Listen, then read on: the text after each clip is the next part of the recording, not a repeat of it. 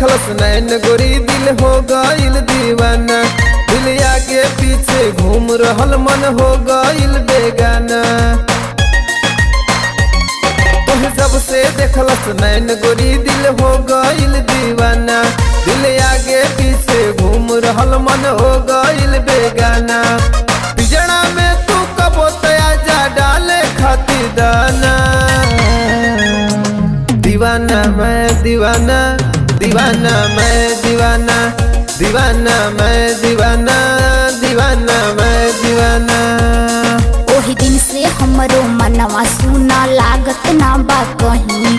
हमरो के याद सतावत बाटे बात कहिला सही।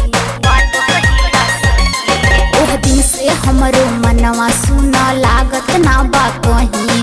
हमरो के याद सतावत बाटे बात कहिला सही। तू ही बताव हमरा के दिलवा कैसे के मानी। दीवानी मैं दीवानी, दीवानी मैं दीवानी, दीवानी मैं दीवानी, दीवानी मैं दीवानी।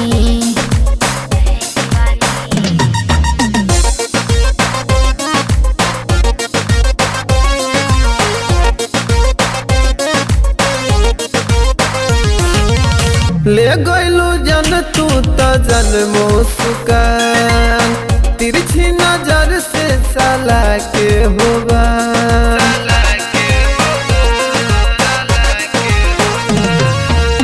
रात भर देखिला सपना तोहार। पागल भइल बाटे दिलवा हमार। बस में नइखे सुना सोना हमर चढ़ल जवानी। दीवानी मैं दीवानी, दीवानी मैं दीवानी, दीवानी मैं दीवानी, दीवानी मैं दीवानी। सुनो मेरे सोना दिल का खदोना। मैं हूँ तुम्हारा बाबू तनिको न रोना।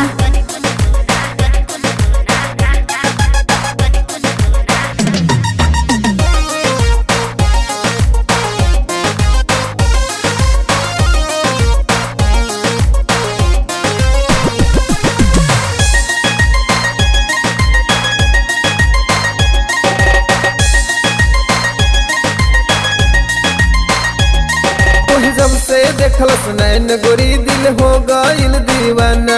दिल आगे पीछे घूम रहल मन हो गइल बेगाना।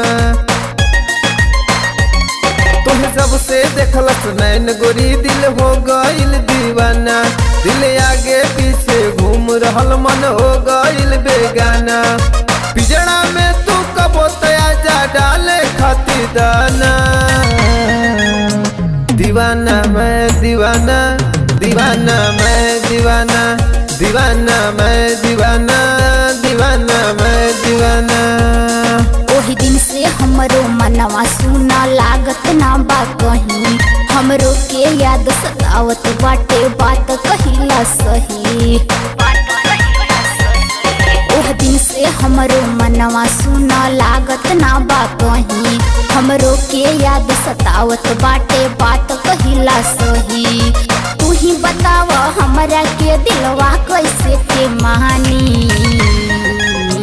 दीवानी मैं दीवानी, दीवानी मैं दीवानी, दीवानी मैं दीवानी, दीवानी मैं दीवानी। आजा मेरी बाहों में दिल की पनाहों में। दिल बदे आज हिंदी पर के छाँव में। तू ही बताव हमरा के दिलवा कैसे के मानी। दीवानी मैं दीवानी, दीवानी